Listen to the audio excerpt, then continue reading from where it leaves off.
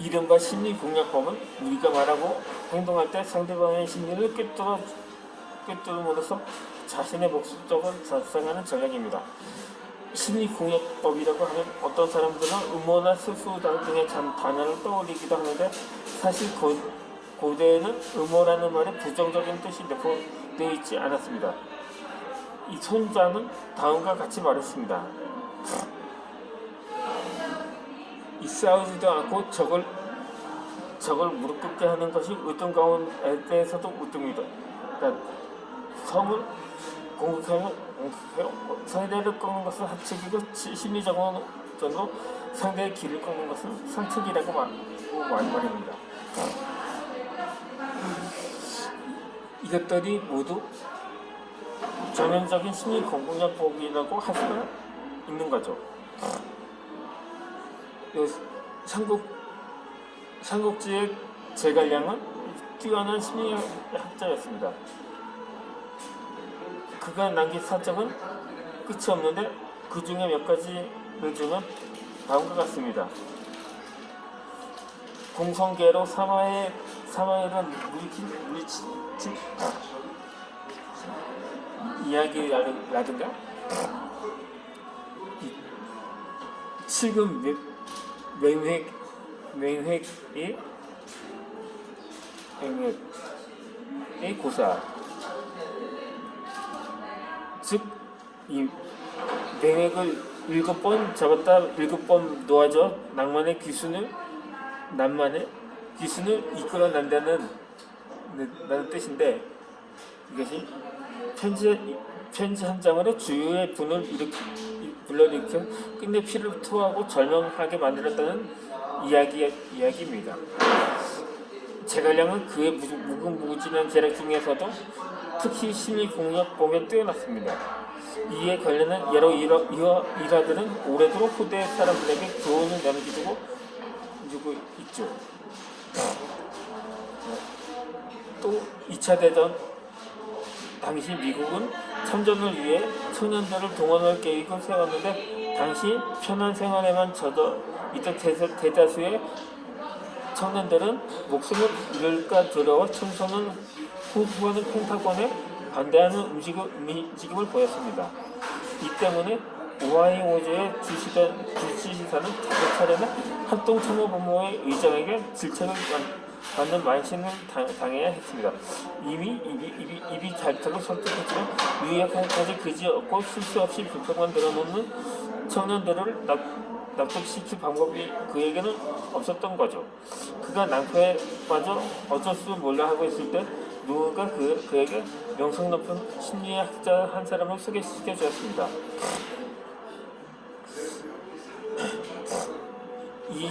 이 심리학자는 사형묘지 현장에서 2리터짜리 주입거리고 있던 젊은이들을 향해 열설을 시작했습니다. 친애하는 여러분, 나는 여러분과 마찬가지로 내 목숨은 무척 소중히 여깁니다 하면서 학자의 풍요가 무심 풍기는 이 남자가 이렇게 흥미로운 말을 꺼내자 이 청년들은 잠적 경청하기 시작을 했습니다. 그리고 연설을 이어갔는데, 먼저 나는 여러분에게 한 가지를 분명히 하고 싶습니다. 생명을 아끼는 것은 죄가 아닙니다. 모든 사람에게는 단 하나의 생명이 단 한 번만 주어지기 때문입니다. 나 역시 전쟁에 반대합니다. 솔직히 죽는 것이 두렵기 때문입니다. 만일 누가 나에게 전쟁터로 나가라고 한다면 아마 여러분과 마찬가지로 명령을 거역하고 도피할지 모릅니다.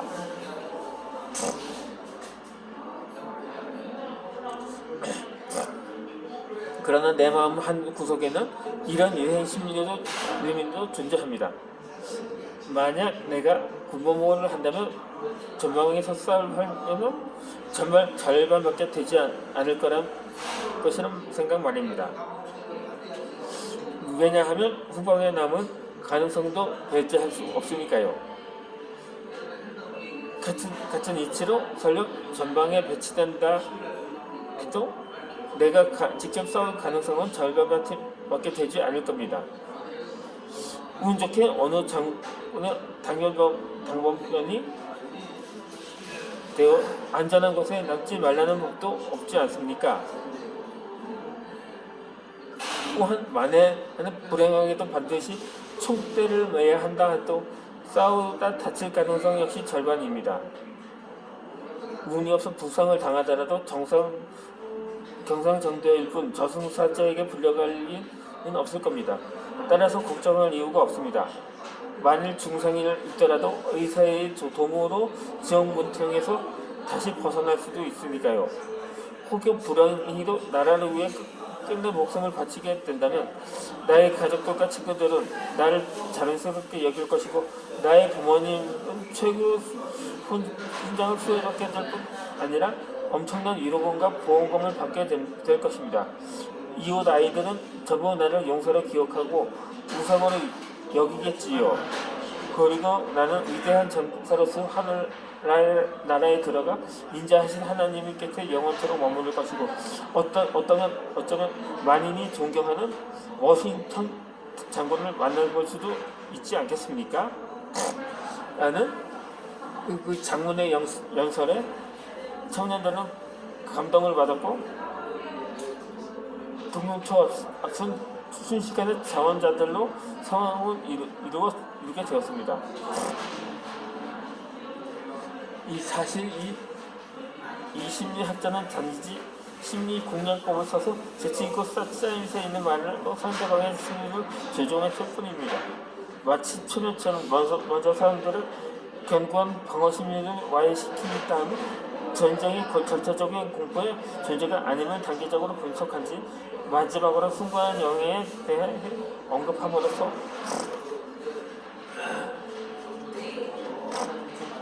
마침내 청년들의 마음을 움직여 자발적인 참전 의지를 불러냈던 레스가 있었던 것입니다. 이 사례에서 보듯이 언어는 때로 심리의 통해 통제하는 불구가슴이 되어 사람의 마음가짐을 좌우하기도 하고 더 나아가 행동을 좌우하는 역할을 하기도 합니다. 이처럼 지혜로운 사람들은 늘 이 점에 주의하여 어떤 상황에서도 언어를 마음 통제의 미국권으로 사용한 심리 공략법을 펼치는데 그것은 언제나 틀림없는 영향이 됩니다. 그래서 대인관계를 잘 이끌어가는 사람들은 하나같이 마음을 움직이는 것이 승리의 비결이라고 말을 합니다.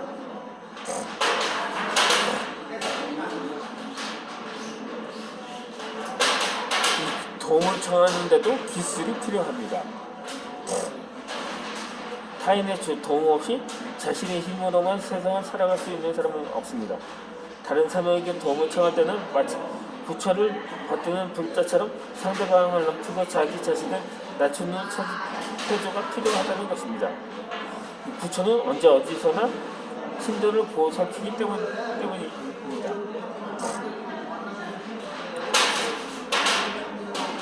사회에서 자신의 입지를 고치고 숨쉬는 이끌어내고자 한자는 현대의 힘으로 고군분투하는 것만으로는 부족합니다. 개개인의 욕망과 요구는 사회라는 구조 속에서 마치 거대한 구멍처럼 복잡하게 얽히고 섞여 있습니다.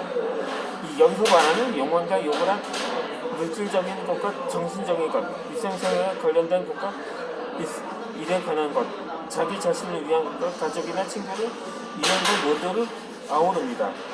따라서 이러한 바람을 어느 정도 만족시키기 위해서는 반드시 사회라는 네트워크 안에서 자신에게 유리한 방향으로 대인관계를 끌어갈 줄 알아야 합니다.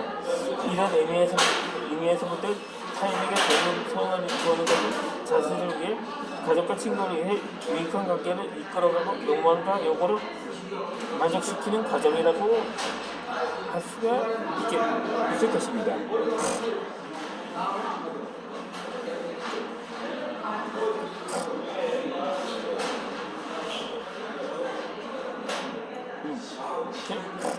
망사불변이라는 교훈이 있습니다.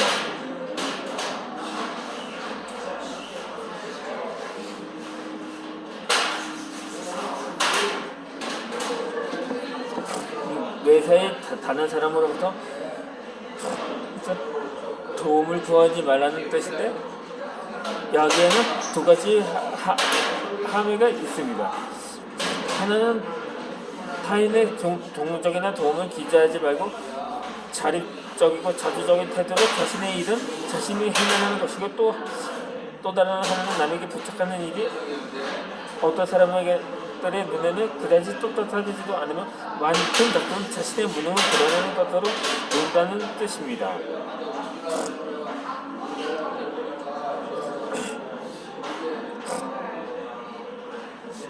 사람은 뭐든지 자립적이고 자주적이어야 합니다. 이것이 옳은 말이면 두말할 필요도 없으며, 현대인들은 이러한 품성을 특히 중요하게 생각합니다.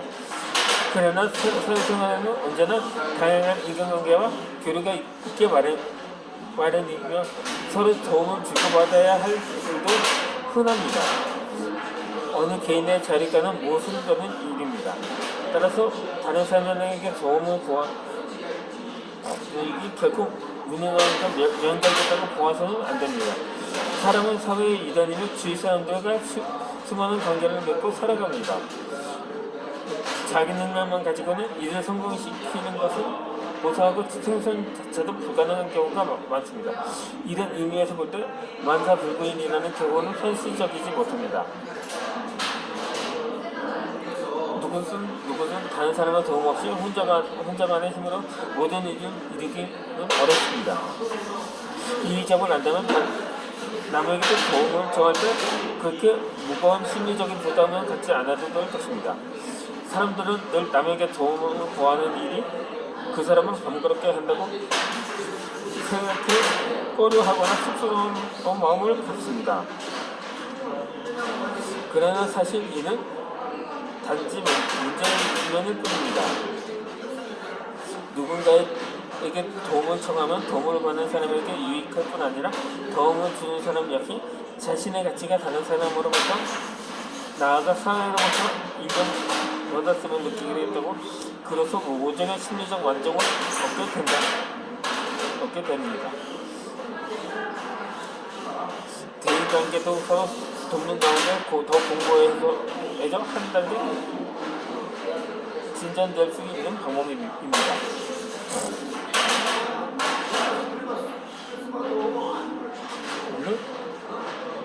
물론 사회에서 남에게 부탁할 때는 반드시 적절한 기술과 방법을 익힐 필요가 있습니다. 왜냐하면 이것이 한 사람의 사회에서 자신의 입지를 구축할 수 있는지, 남의 눈치를 보지 않고 대범하게 하고 자유롭게 살아갈 수 있을지를 판단하는 시험이나 마찬가지이기 때문이니까요. 도움을 청할 때는 악장에서 나온 바와 같이 심리를 공략하는 것이 우선입니다. 먼저 마음을 움직이는 것이 가장 중요한 관건이라고 하겠습니다. 순조롭게 과정이 진행되기를 원한다면 반드시 다음의 두 가지 조건을 동시에 갖춰야 합니다.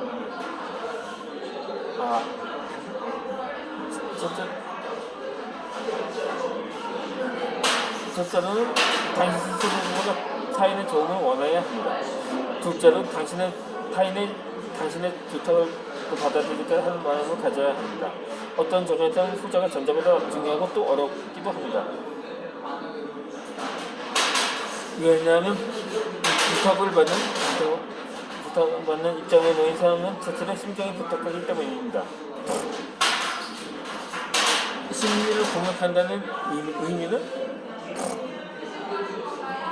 상대 심리를 상태를 정확하고 이해하고 있어야 하고, 물론 이를 통해서 상대 마음을 움직여 상대 사람도 들어가고 그렇게 해야 됩니다.